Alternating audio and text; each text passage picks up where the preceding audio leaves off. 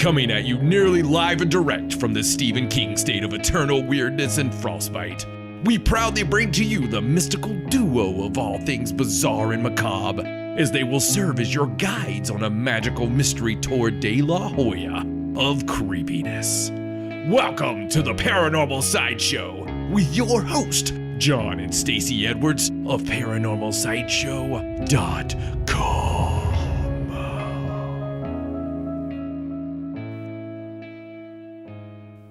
Hello and welcome to the Paranormal Sideshow. I'm your host, John Edwards, and joined as always by my lovely wife, Stacey. Hello. And we have a fun Easterly show for you today. Okay. I don't think it's Easterly, is it? I don't think it is either, no. But we are in the East. We are? The extreme Northeast. Close to Easter. I thought you meant Easter. I did. Oh, okay. I did, but I wasn't sure if that was a good way of putting it. Eggish? Would that be it? Eggish. No? Maybe. We need to go get some creepy bunny pictures. Do you think they let adults sit on an Easter bunny? Maybe. I don't know. I really want to go get some creepy pictures. I've never tried. You know, we could just take the kids and pretend like it's for them. And then just get in the picture. Giggle over to the bunny. Do you think it'll freak him out? We got to get one that's really serious about his job. You know? I don't want like the free one.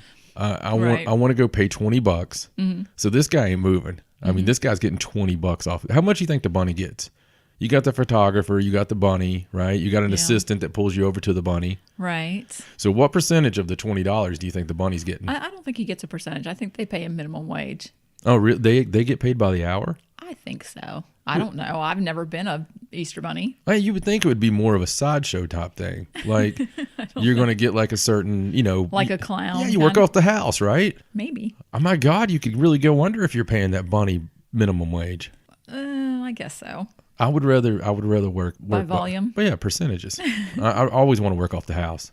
Okay. If I can't draw the house, I don't deserve the money. You know? So you got to be a good bunny. Right. You got to be the best damn bunny. I don't want a bunny that's making it by the hour. Are you kidding? If I go out there and I'm like, look, Peter, all right, you got to be the best bunny. You got to have animation to yourselves. You got to not creep the kids out, you know?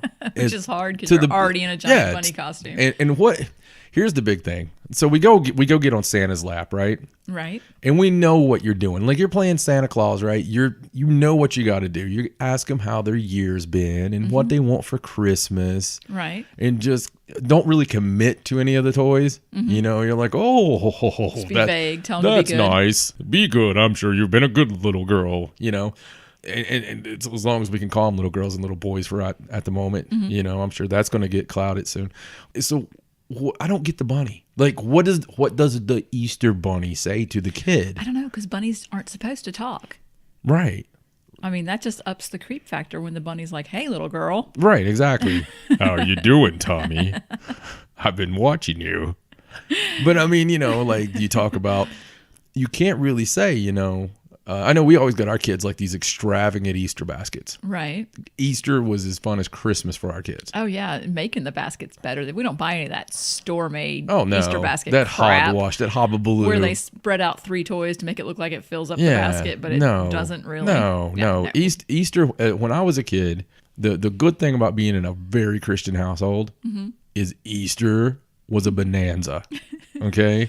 I just remember all the food. Oh, so much food. Easter was the best. Are you kidding? My grandmother hid Easter eggs, and my grandfather hid Easter eggs since I was a kid, right? Right. With money in the eggs throughout their entire wherever they lived. And I'm not talking 50 cents. No. I'm talking dollars, $20, $50, the $100 egg. I remember the first Easter after you and I met, and you took me to your grandmother's house for your Easter thing. Right. And you still hunted eggs. Yeah. Because you are still a grandchild. Right. And all the other kids your age. Yeah. I mean, they're all still considered the kids. Yes. But we were in our 20s. Right. You know, and so I thought that was great. And so they wanted me to do it too, and I felt a little weird about it, but everybody was like, it was great because your cousins and stuff, you guys were like elbowing, and I didn't really understand until everybody started opening the eggs. I have a cousin that the doctor Yeah. out hunting eggs. But I think that was the year that your one cousin actually dug an egg out of the kitty litter box. Right. But that was the prize winner. Yeah. I mean, the more disgusting, it was like $50. Yeah, and sometimes the rub is sometimes they lose the egg for a number of years. Yeah, and you find it the next year. And then you end up being the one that finds it with a dilapidated 50. They lost them all every year. Because I always remember they'd add up the money and they'd be like, no, we're missing like $10 I'm pretty or something. sure that the leprechauns are involved just to screw around with everyone. But, I go back to, yes, I love Easter. Okay, yes. I do. For the commercialism of it. Right. Don't get me wrong. I mean, I eat it up. It's like it is second Christmas to me. So with that said, though, what does the bunny say? I really want to know. What does the bunny say? How do you get away with that? I mean, yeah. That sounds like a hard job. That's a weird. So if any bunnies are listening to the show, any professional Easter bunny, yeah, not real imitators. Bunnies. Although if a real bunny is listening to the show and you have the ability to communicate, please do.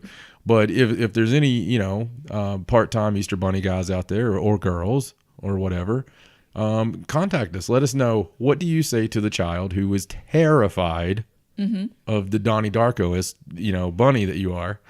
And let us know about that. I'm just curious. We took Ariana to the Easter Bunny that one year and had her picture taken, and she did not care for that too much, so we never. Yeah, we never went back. We still have the photo. I have that photo of her terrified expression. So, that never gets any better than that. Facebook.com/Paranormal Sideshow. On Twitter, it's @Sideshow97. On Instagram, Hot Bunny Dam, it's John and Stacey Edwards. On YouTube, search Paranormal Sideshow. And the place to go find it all, kiddos, is ParanormalSideshow.com. That's where you can find all the goodies from Stacey's news and the extras. So if you like the news stories that you're hearing, be sure to go there because you can find all the extras, all the links, and all that good stuff, including where you need to find us for listening to the podcast. It's not only through ParanormalSideshow.com, but you can also listen to us through such tasty things in no particular order as iTunes, Google Play, iHeartRadio, Stitcher, and many other places. iHeartRadio being the newest. Yes, so, and I'll have links for all that right on the front of the website. So you go there, you can pick whatever place you like to listen to it the best. Well, that was very vague, and yes, it was good though. I will say there's a lot of exciting things going on as always. Book, as we talked about last time, I believe maybe we were almost finished last time, but the book is complete. Yeah, no, we were finished last time. Okay, yeah. So completed book has been gone through number 1 time. Yes. It'll have to be gone through a number 2 time. And probably 9 times. Probably. And or more. So there's also something very exciting I can actually finally talk about next week. So on the next episode, I will talk about this. And it's part 1 of a very exciting thing. So you got to tune into the next episode. If you're actually listening to this like 5 years from now, you can go ahead and skip ahead to the next episode. Yeah. Although you'll miss a really good episode, so you might want to come back and finish this one out. I like to help the people in the future when they're trying to binge. I always get these emails from people going, "I just binged 4 hours of your show." I feel like people that do that should develop like a Twitch or something. Oh, they got a Twitch. They binge our show that long. Oh, I love them though. The funny thing is we're so open and we don't script anything, so they really know us after that time. Right. I have people literally that have listened to the show, right? And they went back to Haunted South. They went back to Third Side. They've listened to all those episodes. They get a hold of me, and they know me better than my family, So those people end up being like family to me. You tell some pretty detailed stories sometimes. I hold nothing back. Yes, that is very true. I have nothing to hide and everything to gain. Unfortunately. So, unfortunately for everyone around me, because I have little memory as well of what's happened. Absolutely, guys, please share the show. Check us out on every platform possible, and share it however you feel like sharing, because sharing means caring, and we love you, Karen. You are our favorite.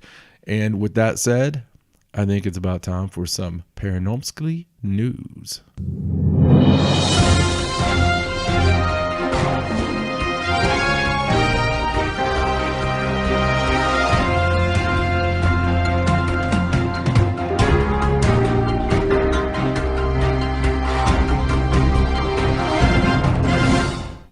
Okay, so let's get into the news. Okay, so let's talk about what's going on this month with all the planets that are in retrograde. Oh, I know you can it's tell. my sound of despair. So for anybody that's really into astrology or follows the planetary Or movements and those who are not, things either like way, that, listen up. yesterday Mercury went into retrograde. And I'll tell you a little funny thing about this is we don't really follow, I mean, we follow the moon cycles and the planets and stuff, but we don't follow it religiously. We don't have it marked on the calendar. Right, not anymore. And so we were in the car yesterday and some stuff happened and John was like, okay, something weird is going on. No, I mean, stuff happened. Let me tell you what happened. We got out and we were on a excursion. And we were going to we actually went and walked on a boardwalk and Fun. Yeah, a lot of fun. We had a day date. So we when we got back from the ocean and all this stuff, we went to a gas station. I had to go to the men's room and have a quick little stop. A pit stop. So I go and open the door to the men's room. Right. And there's this dude like yells and kicks the door back on me. Right. So I kicked the door back on him just because, it's my natural reaction. Right. And then I step away, and wait for him to come out. And I think he came out all angry and then he seen me and he's like, oh. And I don't think I'll be angry to that big guy. I don't think I'm going to go angry today. So we go on from there and I'm walking out of the place. And there's somebody at the front counter with a line of people arguing with the person behind the counter. I don't know what it was about. I can only assume it's something to do with the price of something or a lottery ticket, something, know. So I didn't really pay attention to it. It was just that loud argument. It wasn't nearly a fight argument. It was an argument, though. And I walk outside. And as soon as I get outside, there's this little dude who reminds me of like the little yapping dude around Spike in the cartoon. Right. Because he was way smaller than this guy. And you could tell the guy's tolerance was almost to its maximum. They knew each other. But he was like throwing his arms out and he had that yo brother kind of, talk. And he was like, yo, you got it all wrong, dog. You got it all wrong. and so Dog, the big guy, right? I can only assume his name was Dog. That's what he was calling him. That's what he was calling him. Yes. Was very angry. And that's when I beelined right to the car. Right. Because things were just going sideways. And I ask you. Yes. You were like, is there a planet in retrograde or something going on? And I looked it up and it just so happened that Mercury went into retrograde that day. Yeah. So as we were looking, I noticed that 4 planets go into retrograde this month. So those are the kind of things that kind of screw up things going on in your life, or maybe there's extra obstacles, things like that. They do. And the way I explained it to my 10-year-old was I was like, I was talking about the moon and stuff, but still yet how that can affect us, right? Full moons and new moons. And I was like, it may seem to you like it's silly with your young mind, like it did mine when I was little. Right. But if you think about the tides and these massive oceans and how these massive oceans can be affected by gravitational pull, right? How much can that affect our tiny little minds? We're mostly made up of water. Right.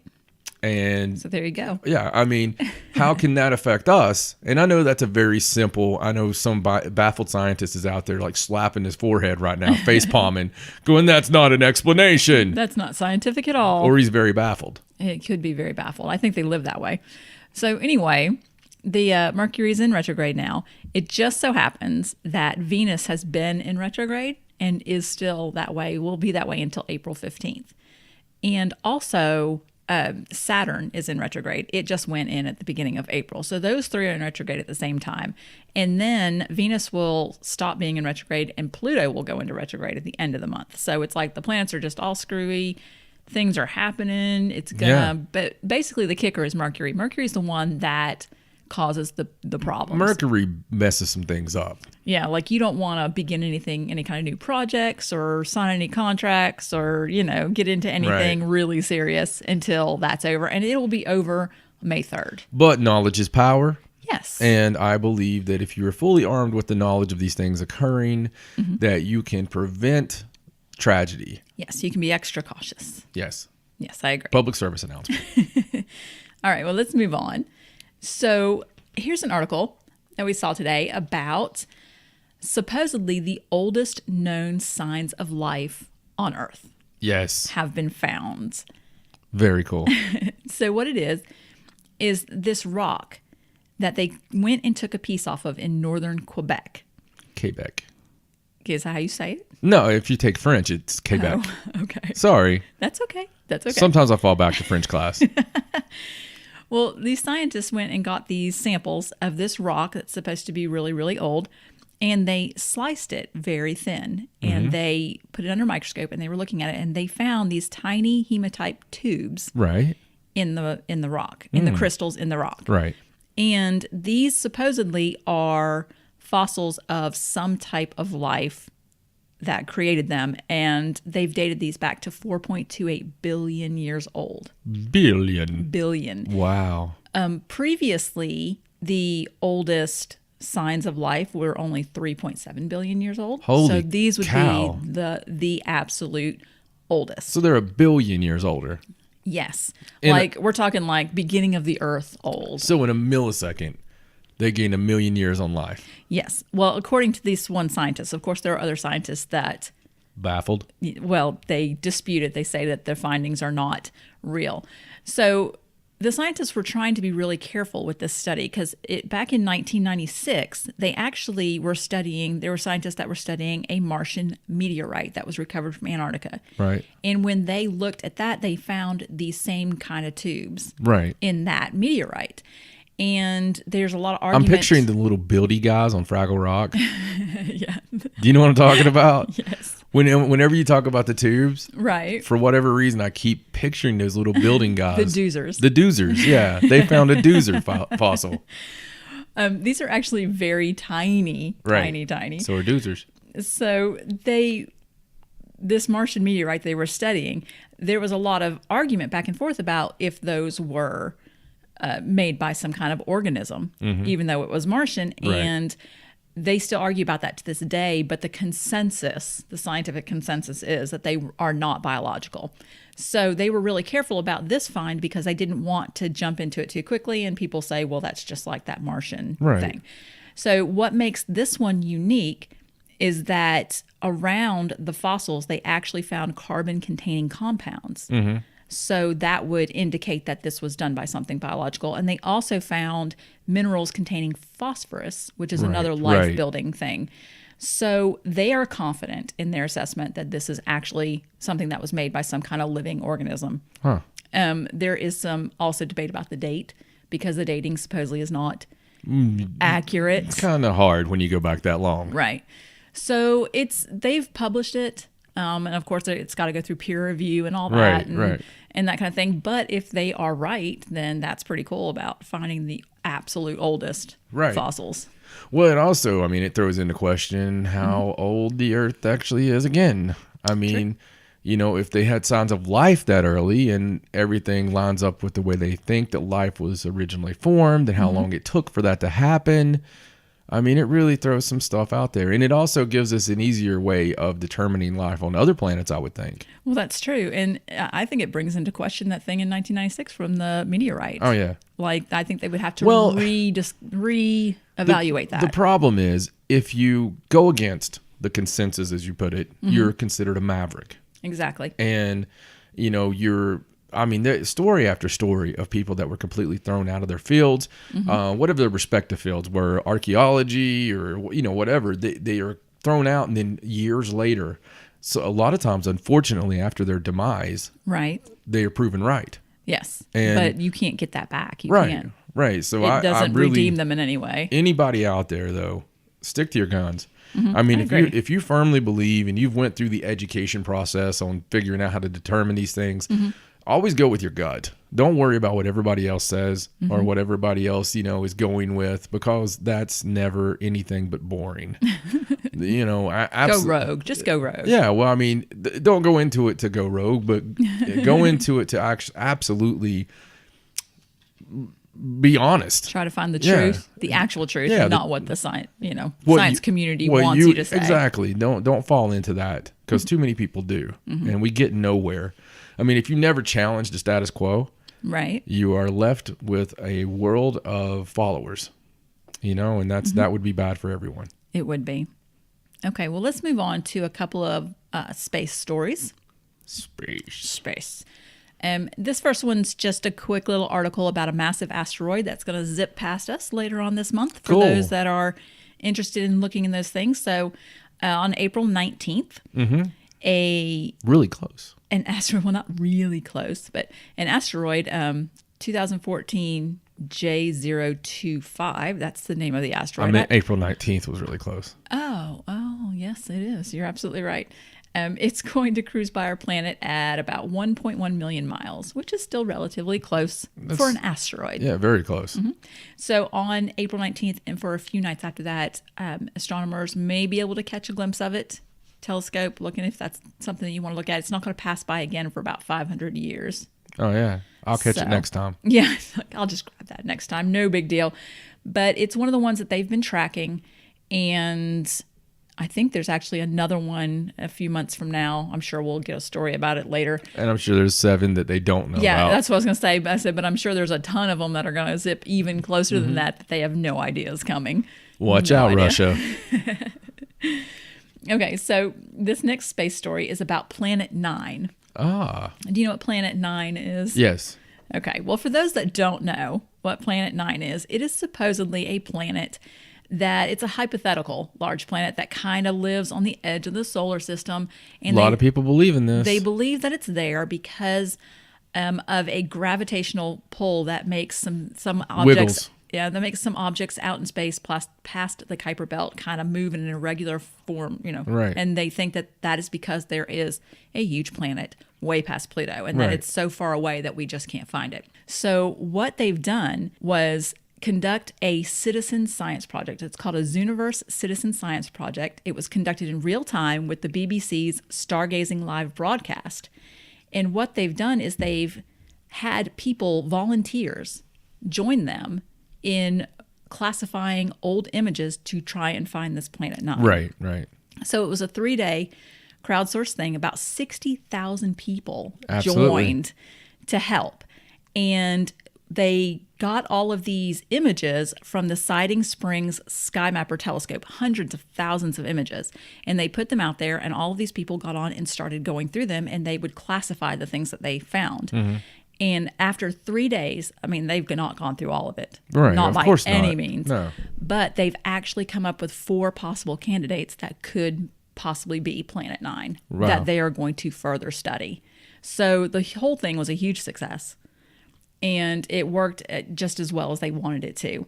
So they've said in the meantime, while they're studying these particular 4 objects, that they want people to keep looking through the images. Like there's a link that I will put up, and you can go online and you just go through these images and you help classify and be part of this science project.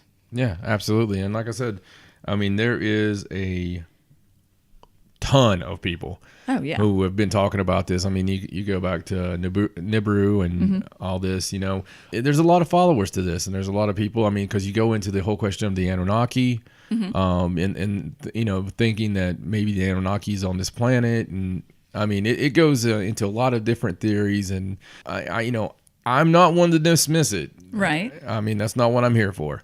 It's kind of cool. There's a lot of people behind it, though. So, Well, the project was led by a researcher from Australian National University, and he commented that he just thought it was amazing that they did 4 years of scientific analysis in under 3 days because all these people helped. And before we finish this, I do want to clarify. I said Nibiru a minute ago. We were reading on earthsky.org, and they were saying, absolutely, this is not Nibiru. Do not, Do not confuse the two. Do not reference it. And I'm just going to read this, and I'll give them credit, earthsky.org. I'm just going to read this little bit here. It says, before we go on, let me say this. Because we've already had questions today, I'm sure they have. The hypothetical Planet 9 being discussed by astronomers has nothing to do with the doomsday conspiracy theory Nibiru. There's no evidence in astronomy for a Nibiru. The Planet 9 being discussed by astronomers is big, with a mass about 10 times that of the Earth, a mass similar to Neptune. But if it exists, it orbits in orbit around about 20 times farther from the Sun on average than Neptune, and 1,000 times farther from the Sun than Earth. So this Planet 9 is not Nibiru. It is not. So, Exactly. or Nibiru or Niberia. Or that planet that's going to crash into us in October or whatever. Yeah, the David Meade theory of the Nibiru crashing into us in October. Right, right. I hope it's after your birthday. I hope so. But yeah, we just wanted to clarify there. Well, this is something. Just the facts, ma'am. I feel like if this is something they can prove, they're doing it because they have evidence that it may exist. And I don't think that there's any such thing like that. I think Nibiru is just a... Still scary if it's a big gassy giant. Yeah. Nothing worse than a gassy giant. But it's pretty far away. So Yeah. So if you're interested in helping with that project, just follow the link. I'm sure they'd appreciate all help that I'm they sure can get. they would. All right. So to kind of finish up some space news, I was going to go over this little article. This is an NBC News article. Mm-hmm. And I thought this was interesting because they did an article titled, "Here are the 7 best places." The 7 blessed? Yes. Really? Blessed. No. Here are the 7 best places in the universe to look for alien life. Oh. And they've made a list. So I'm just going to go through this list Very really cool. quick, okay? So number 1 is Europa. Of course. Of course, the Jupiter's moon, Europa. I won't disagree. And then number 2 is Enceladus, which is... Sounds like a shady place. It's a moon. It's one of Saturn's moons. It's A lot kind of brothers and sisters there. kind of like Europa, but it's around Saturn. Number 3 is Titan, Yes. which is one of Saturn's moons. The Proxima Centauri B, which we've talked about recently. I hope they're from there. Yeah, because it's... Because you would imagine they would have a certain way of talking. Proxima. The number 5 is Centauri. that new TRAPPIST-1 system that they just discovered Yeah, that we of talked course, about of recently. course. Number 6 is Tabby's star, which I thought was interesting that that it is made weird. the list. Yeah. And then number 7 is called, I don't even know if I can say this, it's Przybitsky's star. Ah, It's like some Polish guy discovered a star a That's long our time luck. ago. Yeah. it'll be that It's one. the only one on the list that I was not super familiar like, with, or that we have Get not off of my planet. that we haven't talked about in the last few days. So they've done this whole article and they listed all these. They said why it would be a good place to find alien life and then maybe why not. So I thought this was really interesting because recently there was also an article by BBC. They did an article called Europa, Our Best Shot at Finding Alien Life, as a question. So I thought it was really interesting that NBC News did this article and put Europa number 1. And then BBC did this article before that talking just about Europa. And you know how the media works and how the Yes, government works? I And do. I just feel like this is like a seed planting kind of thing. Planting some seeds. Yes. Yes. I mean, gotcha. do you get this impression? The impression that I get would be after this long, Right. they're either throwing us on the other side of the galaxy Right. from where it actually is, Right. or it's dead on. Maybe. So, I mean, it's very interesting. It's cool that when the mainstream media, the MSM, it's cool when they actually throw some love out there for Right. people trying to find life. Well, it just so happens that in a few years, NASA is doing flybys of Europa. Like they've got it planned for, I mean, it's years down the road, like 4 or 5 years down the road. But if that's true, now would be the perfect time to start making people think, Nothing I hey, would there like might better. be life on Europa. We're going to do this flyby in a few I years. want to find a group of people and have them just shaking their fist collectively, like a bunch of old angry men, Right. you know, shaking their fist at the sky. Leave now. I don't know. I hope when we find the aliens that they look like us. 100%. That they're boring. Right. They're absolutely boring. They're exactly as far along as we are. You know, our satellites pass each other, and you know it's completely a letdown. Right. And then they're very annoying and needy. And you then know? we were like, why'd we ever? Yeah, why did we ever do this? Oh my God! Because they have absolutely no secret for us. You know, Right. They have nothing to shine on and let us know of anything, or they're less evolved than us. So you want us to find Earth too? Is this what you're saying? Yeah, Earth, basically Earth too. I almost at this point I would rather go through the parallel dimensions Right. and explore those. Seems more If I had to interesting. explore one of the other, Right. I firmly believe aliens have been here for a long time. You don't think there's anything to do there? You're like, Well, I mean, I believe they're so far advanced Mm-hmm. beyond us that we're never going to get that straight answer, if you will. Right. You know, we're always going to be the ants. Right. We're going to always be the ants. Exactly. And, you know, it's hard enough to carry on an interview with somebody that's so far evolved in our own species. Can you imagine?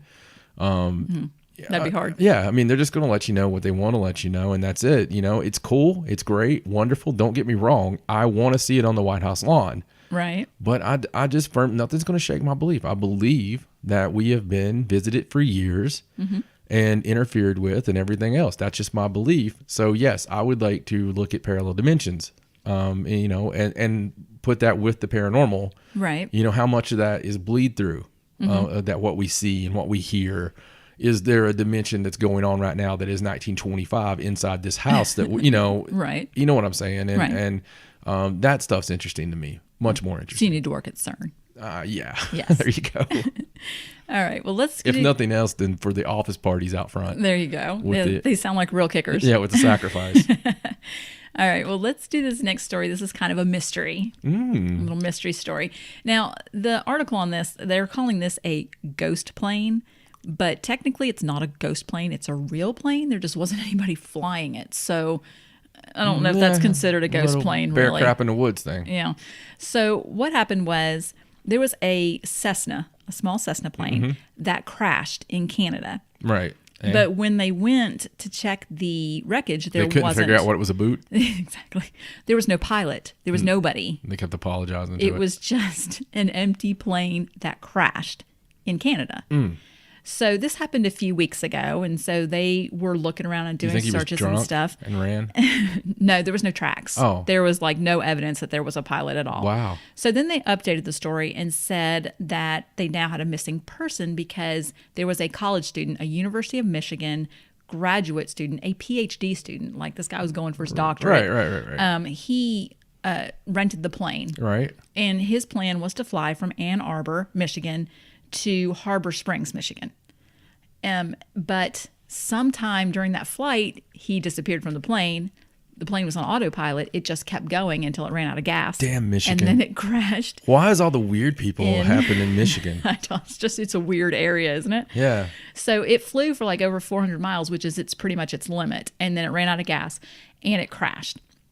So after they figured that out, then they had to try and figure out who the pilot was, who it was that was missing. You have no idea how bad I want to go. Who? So they finally figured out that the student that rented the plane, he was a Chinese student. His name was Zin Rong, and he was 27.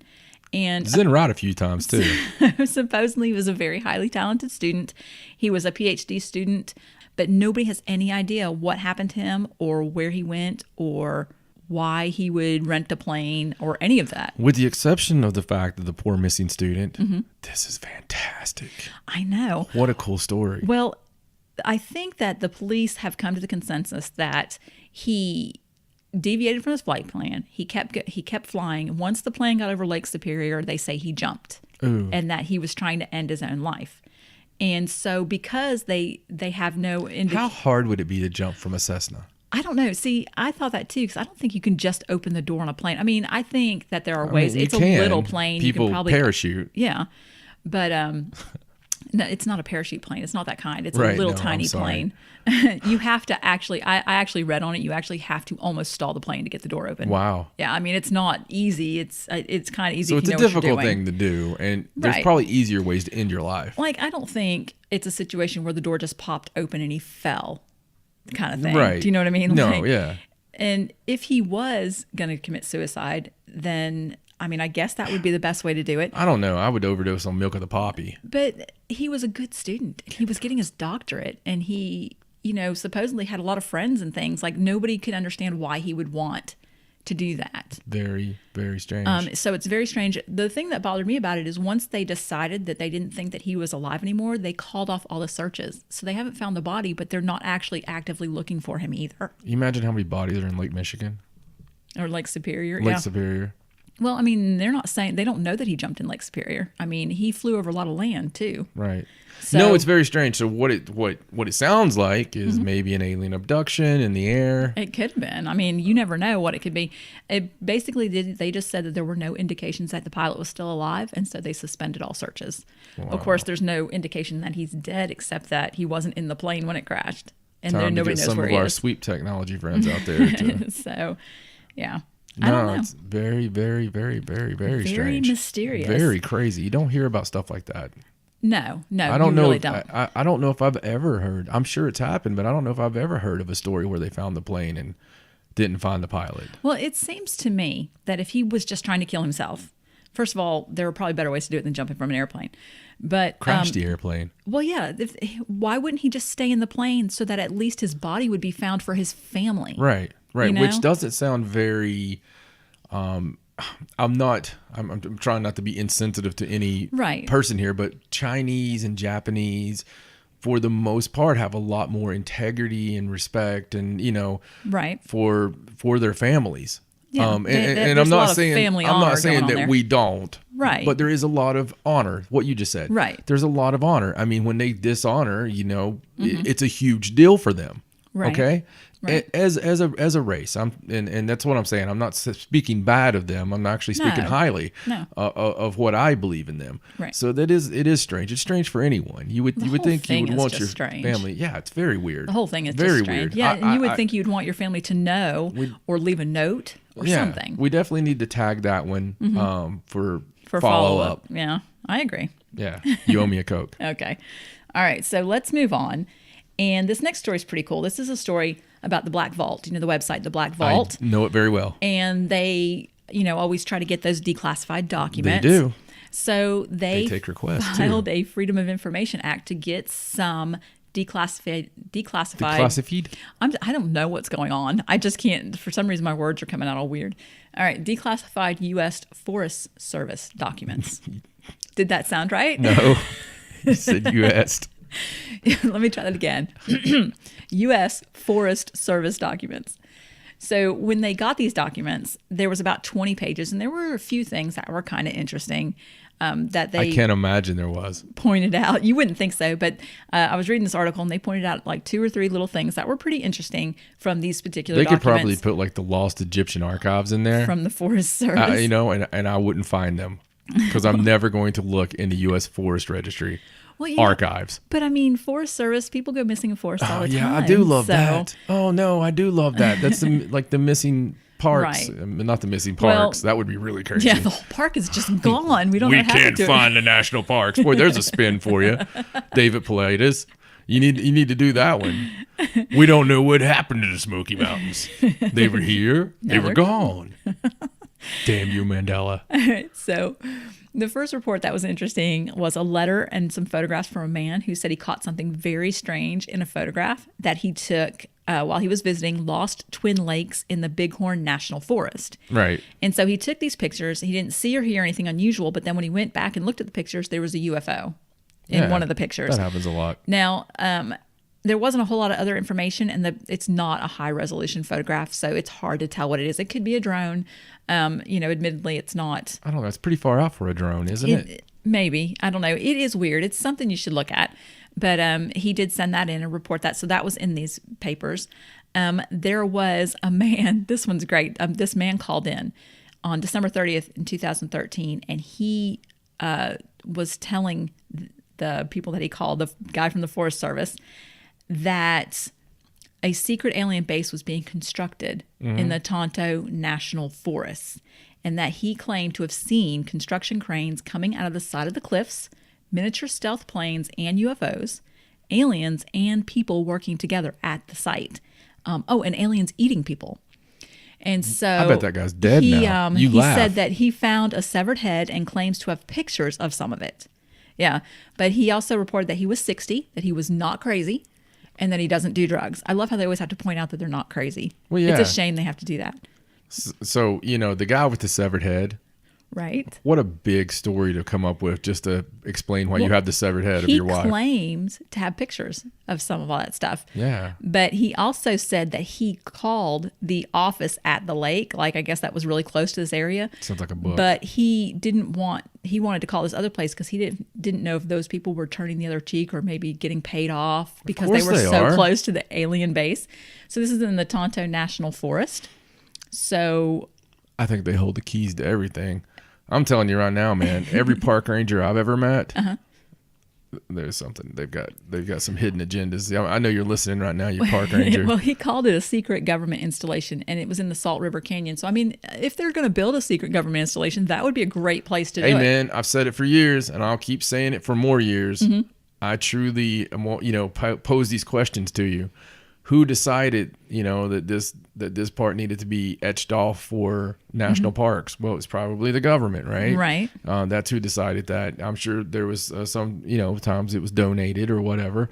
But for the most part, let's just say the government decided, hey, this needs to be national park and protected forever and patrolled and all that good stuff. Right. Okay. And then we have all this weird mumbo jumbo happen out in these forests. Now, we know there are power points in the universe and on the planet. There are certain little power points, right? It's just science. And I don't know, man. I'm just telling you. I've always thought there's something up with national parks. I think so too. Well, supposedly this particular claim got picked up by some tabloids in the UK. So there was some stuff going around about that. They made it funny. And please, if anybody out there has any information yeah. on any kind of weirdness in national parks yourself, please contact me. We would love to hear about it. I would love to hear about it. Well, my favorite report that came out of this, there was one other one, and this one was my favorite. It's a UFO sighting at the Yak Air Force Station in, Kootenai National Forest. So this is another national forest. It's a UFO sighting, but the UFO sighting was by 2 United States Air Force enlisted men. Right. That made the report. So a little more credible, and it was just... strange for them to make a report. It was, well, this was really... this Air Force Base was in operation a long time ago, from 1952 to 1960. They could still make reports then. Yeah, so it was an old report, but they're actually enlisted men, people that have some credible. But they said that you'll notice a lot more people reporting back then. From the armed services. Well, they said that they visually saw 2 small lights becoming black silhouettes. They saw them flying erratically for a long time, and that they saw a cigar-shaped object right where the radar had the UFO pinpointed. So there was radar, and they saw it, and so they made the report on it. And so that one is actually pretty awesome. That was worth the whole 20 pages of declassified documents, I think. Absolutely. Yeah. Been with us for years. So that was pretty cool that they actually... And so the Black Vault, if you've never been to that website, you go there. They've got all kinds of declassified things. You just search them. I like to call it the rabbit hole. Yes. So they've got all kinds of cool stuff. I get lost on there. Okay, so let's go on to this next story. You love this story. It is about the college student that went missing under strange circumstances. Yes, but we just did that one. Yes, but this is the other one. Ah. Yes, the one from Brazil. Oh. Yes, so this is about Bruno Borges. He's 24. So there's your lesson, kids. Don't waste your money. Yeah, college is dangerous. These days you go missing. So he reportedly went missing from his family home in Brazil at the end of March, and he was a psychology student. Yes. And he had supposedly been working on this project. And when they went into his room after he had been missing for a few days... Weird. It was unbelievably strange. Bizarre. And there's a video of it online that you can watch. But he had taken all of the furniture out of his room. There was no furniture. It was impressive. And he transformed it into kind of a shrine. He covered his walls with coded writing, and he installed a huge statue of the philosopher Giordano Bruno. Yes. And Giordano Bruno, he was like the first person to talk about aliens or something like that. I don't exactly know what his So do you think this thing is legit? was, but I am not sure. I mean, it's crazy. Supposedly he had been working on this secret project for years, and he had been asking people to loan him money, his family members to loan him money, but they wouldn't because he wouldn't tell them what he was doing. I mean, there's a lot of work going into this for a hoax. I mean, yeah. Just a ton of work, which I'm sure you'll talk about with the books. Yes. So there was 14 bound manuscripts, each with a Roman numeral on it, and they were found in the room. That's the part I like the best. Yeah. And he had written all over the walls. It's all coded. There's pictures and drawings and things like that. So I mean, they just went to work on crazy trying things. to decode? They haven't come out and said that they have. Now, there is supposedly a photograph that shows one page of one of the books that kind of appeared online, and supposedly it was decoded by a Brazilian computer expert, and it said something like, It is easy to accept what you've been taught since childhood and what is wrong, but it's difficult as an adult to understand that you were wrongly taught since you suspected that it was correct since you were a child, stuff like that. Right. I mean, that's basically what it said. So they have no idea where this kid is. Absolutely no idea. And there was even a painting on one of the walls that he had done of himself with an alien. Yeah, I've seen it. Yes, it was very, very creepy. So that the philosopher that he had the statue of, it says that he was one of the first thinkers to predict the existence of extraterrestrials. So this kid's name's Bruno. His first name is Bruno, and this philosopher's last name is Bruno. Yeah, I thought that was a little weird too. So there was all kinds of weird signs associated with Satanism and the Illuminati. They covered the floor, the walls, everywhere. The police confiscated the volumes. Did you have to say both those things? They're one and the same, right? I said floors and walls. Satanism and Illuminati. Oh, I didn't know what you were talking about. Sorry. Well, one thing that I thought was really funny about this story is some of the people on the internet pointed out that the statue of the philosopher, if you watch the video, you'll see that it's standing on a symbol. There's a symbol drawn underneath the statue, and it's supposedly a transmutation circle is the symbol that this statue is standing on. So that's the kid? That's the theory that's going around, that he's accidentally turned himself into this statue of his favorite philosopher. Dear God. That's magnificent. I mean, this is like supernatural kind of stuff, like yeah, the boys would get this article and be like, let's go. Absolutely. Let's go to Brazil. But I thought this was crazy. Let's not. No, that's really crazy. You're going to come in the bedroom one day and find me transformed into Roddy Piper. Well, supposedly his parents were out of town and his sister was at the house, but she said that he had kept his room locked. Of course he had. And that he had stayed in there a lot and that he didn't come out that much. And maybe we should check on Ari more often. And she didn't, she was like, I didn't, bust the door down or anything. She said he was doing a secret project. He was quiet. Yeah. Nanoing. I mean, we're talking like 4 years he worked on this. So I don't know. It's impressive he got it done in 4 years. I don't know what his angle is. Like if this is something he's done purposely and left to make it Well, he's a psychology student. He had a lot of time on his hands. He did. I just don't know what his angle would be if he was trying to do a hoax of some. I mean, he put a lot of work into this. Well, I just have no idea what this is about. Other than the movie rights, I mean, come on, it's a hell of a hoax. It is, but after putting all that work into it, why wouldn't he stick around and get the? How do you know he's not? Have they checked the attic? I've been reading a whole lot of Sherlock Holmes. Have they checked the attic? I don't know. I'm sure they probably have. Bastard's always in the hidden wall. It's crazy though. He had time to build a hidden room into his room probably. I hope he's the statue. Does mom remember him or sister remember him ever buying a large statue of a philosopher? No, but they didn't realize he took all the furniture out of his room either. I don't believe that. How do you think he could have got all the furniture out of his room without them? No, I mean, now his parents were out of town, so maybe his parents traveled a lot and they weren't always around. So that's believable, but I don't know. I mean, he's 24. He's not like a baby. They didn't keep up with him. Yeah, but still, it's a house. It's a room in the house. Mm-hmm. And he had to get the philosopher's, statue in the room. Right. It's not unheard of. It could have been done while everybody was gone. Okay. It's very strange. It is very weird. Yes. As far as weird goes, every day you kind of hope that you get a weird story. Right. That's like worth 2 months worth. It's very strange. If you haven't seen it, kids, go to paranormalsideshow.com, follow the links, look at the pictures. Watch the video. It's crazy. It's weird. Okay, so here's another story that's a little bit of a weird kind of mystery. It's about a hole that was in Arizona, a mysterious hole. They have no idea what it was for.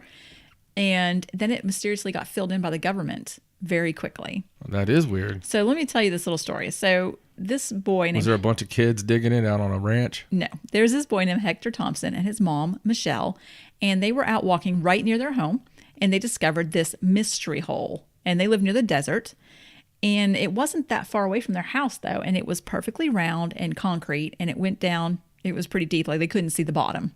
It was concrete? It was like the walls of it were concrete. Really? Kind of like maybe it was a well or something. And they had never noticed that before. Right. They had never seen it before, but there was no signs and there was nothing covering it. Like anybody in the dark could have just walked and fell in it. Very weird. Right.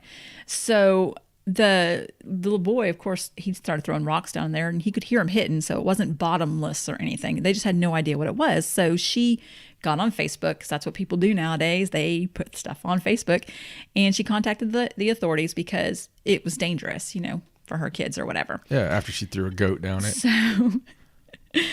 So the land that this hole was on belongs to the Bureau of Land Management.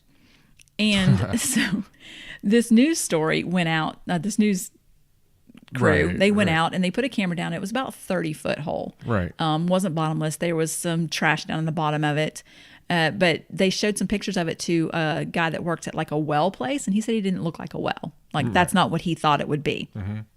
So the people at the Bureau of Land Management found out about it. They called them. Less than 24 hours later, that thing was filled in with dirt. What? Less than 24 hours. Well, they were hiding something. The government never does anything in 24 hours. That's what I thought. That's what I thought was so strange. And they didn't really give any, they just said, safety reasons, which isn't a legitimate reason. But I've never known I could see him putting up a fence. Yeah. Yeah, and then talking about it and then trying to find the money to put the dirt in or whatever. Exactly. Having meetings, town halls. Exactly. But they just immediately went out there and filled it in and done. And then they're just not talking about it anymore. That's the most efficient bureau in the history of the government, or they were definitely trying to hide something. Well, the land... Why were the walls concreted? I don't know. But see, the land... was originally owned by the Federal Aviation Administration back in the 50s. And they turned it over to the Bureau. And they turned it over to the Bureau of Land Management, but they have a right of way with it. Like they can still go there when they want to, but they don't actually own the land anymore. But, nobody knows what the hole was for. The expert, he said he didn't think it looked like a well from the pictures. That doesn't mean that it wasn't. Right. But there isn't any water near it. It's the desert. So, I don't know. Weird, man. The whole thing is just very strange. Why very strange. Did they buy the accused a special pair of gaiters? The whole thing's very strange. It is. It's very weird. I thought that was really interesting. Just the fact that the government got out there so fast.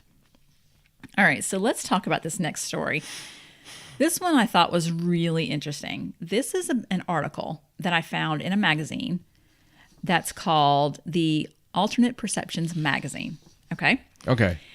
And this is an article about a man that worked for the United States Geological Service. Mm-hmm. And he studied the Bimini Road. Do you know what the Bimini Road is? Okay, so the Bimini Road, sometimes they call it the Bimini Wall. It's an underwater rock formation near the Bahamas. Right. And it's supposedly part of Atlantis or whatever. I know exactly what you're talking about. Yeah, I knew you would know once I told you. They did an episode of In Search of on it. Yeah. Okay, so it's been studied for years and years and years, and people trying to say that it's not natural, that it was made, and then there's people saying, no, it's natural, and it's just limestone that's broke up in these exact rectangular formations close together or whatever. Big argument. Okay, so now that we know what that is, so another thing that was interesting about this particular Bimini Road was its association with Edgar Cayce. Mm-hmm. Edgar Cayce made predictions about it. And one of the predictions he made, like in 1938, he said that a portion of the temples may yet be discovered under the seawater near Bimini. And he said to expect it in 1968 or 1969. And they discovered the Bimini Road in 1968. Right. So it kind of fulfilled that. All right. So this article, though, that was written was about this man named Eugene Shin. He's a geologist that spent 30 years with the United States Geological Service. Right. He is a total skeptic. Was trying to prove that this was a natural formation. Right. Did not want to believe any other. That's the same old song and dance, isn't it? Yes. So here's the thing about the article that I thought was really interesting. The guy that wrote it said that about a decade ago, another geologist told him that Eugene Shin had fabricated artifacts and planted them at the Bimini Road while he worked for the Geological Service. And this guy that wrote the article was like, I'm not gonna say that because I don't have any. There's no proof. Right. You have no proof of that, and it was just interesting that guy had told him. So he's written this article now because Shin spoke at a university, and he did this talk at Florida International University about all of his work with the Bimini Road. Right. And during the talk, like he has a video of it, and I will post this video. 49 minutes into the talk, he does all of his speech, and then he has questions from the audience. And an older gentleman from the audience tells him that he met him, like 20 years ago. And he said, when I met you, you were carving a statue, and I asked you what you were going to do with it. And you said you were going to take it to the Bahamas and throw it overboard. And he said, I'm just curious if you ever followed up on that or whatever. And Shin actually admitted in this talk that he made artifacts and planted them. Like he said that he did it. He took it there. He said, I think in the video, what he actually said was that we made little cement pyramids and little pictures of astronauts and stuck them under the rocks. Wow. So he actually admitted that they made these really false artifacts and planted them at this geological site. For what reason? I don't know. That's the weird part about it. And this whole time he had been trying to disprove the existence that this is not a natural thing. He even did an article with Skeptical Insider. Right. Isn't that a magazine, Skeptical Insider? And the guy that wrote this particular article, he cites all the things that he said in that article, the Skeptical Inquirer, that were straight out lies, that he can prove are lies about Bimini Road, but he claims to be an expert on it. Yeah. So I just thought it was really weird because... So why would he put artifacts that would make you think that it was... To discredit it, maybe? I don't know. But see, I don't see how that doesn't discredit him as somebody that works for the Geological Service. It's very strange. The whole thing is so strange. Yeah, it's very weird. And I thought this was interesting because they've recently touched on this. Like they've done TV shows on this, and there was another one that was pretty recent about discovering Atlantis or whatever, where they talk about this because supposedly this is a real, right, site that might actually be man-made, right, and be part of Atlantis. Right. So this is something. The article's very interesting. You should read it, and I'll put a link to that talk. You don't have to watch the whole thing, unless you just want to, but you can go right to 49 minutes. And I watched that part, and he just says it. He's just like, yeah, we did this, and we made that, and we put it over so under the rocks weird. and all this stuff. And, that's his whole career. Mm-hmm. That's his whole career. His whole life. Yeah. Another thing that was interesting about that whole area is there was a man named Wyman Harrison who worked out there, and he actually drilled in that area because of things that Edward Casey predicted, and he thought he would find gold out there. Right. So he believed in the stuff that Casey said, and at first he was like one of the first scientists that wanted to prove that it was not man-made, that it was natural. But over the years, as he was there, and more and more and more, he's passed on now. But closer to the end of his life, when he was doing blogs and things, he was actually claiming that he was finding stones that were part of Atlantis. So he studied it for so long that I think his mind was changed. Right. So it's really interesting. And that happens a lot. Yeah, it's really interesting to get into it. But the whole thing with the professional guy and the Geological Service, and this happened when he worked there. He was employed. So bizarre. Yes, and just admitted that he faked all that stuff. Weird, dude. It's very crazy. Very weird. Okay, well, let's move on. So here's a story about the 8-year-old girl in Nepal that they found. Yes. In the jungle that was being raised by monkeys. The Jungle Book. Yeah. Yes. So a group of lumberjacks that were working in a really remote area of India actually discovered and rescued this 8-year-old girl who had been raised by a troop of monkeys. And they have no idea how long she was in the jungle. Poor baby. With the monkeys. She was walking on all fours, and she was screeching at the humans. She was terrified of them. Wow. And she couldn't speak, and she couldn't hear very well, and she was really malnourished. She didn't eat like she was supposed to. I guess they were feeding her whatever they were eating, bugs or whatever. But they were able to rescue her, even though she was really scared, and they took her to the hospital. She's actually been in the hospital for about 2 months now. She's showing improvement. They've taught her how to eat off of a plate, because at first she just wanted to eat off the floor. Right. And they're teaching her how to walk. I don't think she can talk yet or anything like that, but very crazy. They believe that perhaps her parents abandoned her in the wilderness. And they don't know how old she was, but they said that she has wounds on her that are very old. Wow. She was wounded some when they found her, but it looks like she had been living there for quite some time. Oh my goodness. I mean, you would think it would have to be a few years. Can you imagine? Considering the way she had learned to act. I hope they can do some kind of DNA and find out who those bastards were that left her out there. Yeah, because that's terrible. Yeah. Just leave a baby in the wilderness. It's horrible because, I mean, what do you think's going to happen? I mean, it's nuts, though, that the monkeys would take her in. Yeah.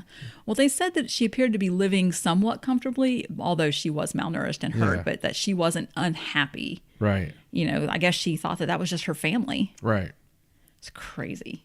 It really You wouldn't is. think that stuff like that could really happen. I know. You think about the like a Tarzan type story, and you just Right. think there's no way, right? Right. But there is. Apparently. Although I don't think she was very Tarzan-like. Yeah. No, I mean, it's heartbreaking, if anything. Right. I mean, that's the part that gets me. It just really bothers me about the poor little baby, you know, childhood stolen away. It's just, you know, but hey, hopefully she'll get healthy and happy and live a full life and be able to write a hell of a book. Yeah, eventually. I think once they have her completely better, they're just going to put her, I guess, in child services and, Right. you know, she'll just live in the system, I suppose. I don't know how that works, but okay. So here's a cute little story about a couple that was at home and a catfish fell out of the sky and landed in their pool. Well, that's always interesting. So they were just in there watching television, like, you know, normal couples do, and they heard a huge noise, and they went outside, and there was a hole in this screen that was over their pool, and a huge catfish just fell and was in their pool thrashing about. So they figured that he had to call the police to come help him get it out because apparently it was huge, but they figured that a bird probably flew over and accidentally dropped it. I mean, But it's weird. it's very weird. Was it what kind of bird could carry a large catfish I don't like know that? because it was An African swallow? It was, yeah, it'd have to be an African swallow. It was so big that he had to have help getting it out. And he said they put it in a bucket and it barely fit in this huge bucket. Wow. And it just, I mean, was it a pterodactyl? I mean, don't know. what the hell carried a... What are the odds that it would actually fall in water? I mean, how lucky is that fish? I mean, seriously. I want to be friends with that fish.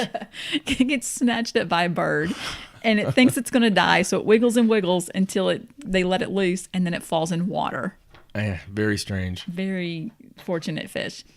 Okay, so here's a story about some police that were baffled. Ooh, the police are baffled this time by the sudden appearance of a grave in a cemetery, and nobody knows where it came from. That's interesting. I'm intrigued. So there's a fresh, unmarked grave containing human remains that appeared in an ancient churchyard. Wow. So this was at the Stanstead Abbots in Hertfordshire, and this is a 12th century parish. It's not in regular use. Right. It's really old, so they use it a few times a year, special occasions, that kind of thing. But people go to the cemetery still. And earlier this week, one of the locals called the police because they had seen this grave that was not normally there. Right. And it had been there for a little while. They don't even know how long it had been there, but nobody really said anything about it because, you know, not a lot of people went there.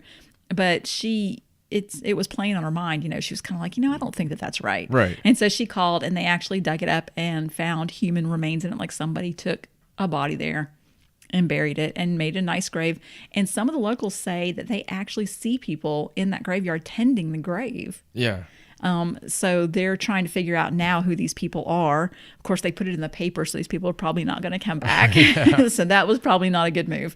But they're going to be doing some forensic testing on the bones. They have no idea. Like he said that he said it might be very old, it might be new, although it's not very new. It could be ancient. We don't really know. Oh, I mean, that's like good. they have no idea. How but weird. It's unmarked and it just Yeah. appeared overnight. So Very strange, especially that it's already bones. You know? Yeah. I mean, it's really strange. And I suppose it doesn't say it was in a coffin or anything. It just said they exhumed human remains, which are being forensically examined. So I don't know. Very interesting. It's very strange. I'll have to tag that one to see it again. Okay, so my last story of the night, and this is about some NXT stars. Ah. And the stars, they're called Billy Kay and Peyton Royce, and they were on their way home from an NXT house show in Fort Pierce, Florida. It was on April 8th, so just a few days ago. And they posted on social media that they saw a UFO. Oh, wow. On the way home. And it actually, the tweet said, "I just saw a UFO driving home from Fort Pierce." So they actually just posted that they saw it. And funny enough, who should pick up on the tweet and troll them about it except for Chris Jericho, Right? Who decided to, ask them questions about it or whatever, because he can't resist. But I thought it was pretty cool. They had a little UFO sighting and posted about it. And hey, man, I've talked about it many times. It's actually in our soon to be released book. Yes. From being a pro wrestler, you're always on the road, right? Yeah. And long road trips, and normally it's in the middle of the night that you're on your way back or you're on your way to the next town. Yep. A lot of times you take routes that the cops won't be on, Right. for no other reason than wrestlers like to do that. But in my own experiences, we've had UFOs. And Well, they were in Fort Pierce, Florida, so it sounds like it's probably military. yeah, So you never know. could have been anything, but that's very cool. Very cool. It goes along with the road stories. A lot of the old timers would always talk about weird things like haunted buildings and UFO sightings at night. So it's always the prime place to see these things, because you're wrestling in 100-year-old gymnasiums and, on the road at 3 a.m. So very cool. Thank you for that. You're welcome. All right. Well, some very cool stories today. I will say that it was the weirdest of the weird. It was some pretty weird stuff. If there was a theme today, it was very weird news. There you go. So it wasn't just the normal run-of-the-mill weird news. There's some really weird crap going on. Yes, I agree. It's Mercury. Damn it, Mercury. I think it's a little too early to blame Mercury on some of those. I think so, too. I think so. But if you want to find out more about that weird stuff, you can always go to ParanormalSideshow.com. That's your address for everything weird and strange and kooky. Facebook.com/ParanormalSideshow. It's weird because it's Facebook. On the Twitter, it's at Sideshow97, and you'll see all kinds of weird things that we post. On Instagram, Hot Bunny Dam, it's John and Stacey Edwards, and you'll see weird pictures of weird people. And on YouTube, search Paranormal Sideshow. And to listen to the show and to share the show on whatever you're listening to now, keep listening to that. And also leave us a review, please, because every time you leave a review, an angel gets their wings. And you can listen to on iTunes, Google Play, iHeartRadio, Stitcher, and many other fine devices. We love having you with us. We love the stories that we get to bring to you. And next week, we promise to talk about something even stranger. We're going to hit a main topic next week about some flat earth. So that should be fun. Yes, that'll be interesting. Yes. And we can share some cool news with you too. A little teaser trailer here because next week we get to share it. For my lovely wife, Stacey, my name's John Edwards. So long from the Sideshow. Good night.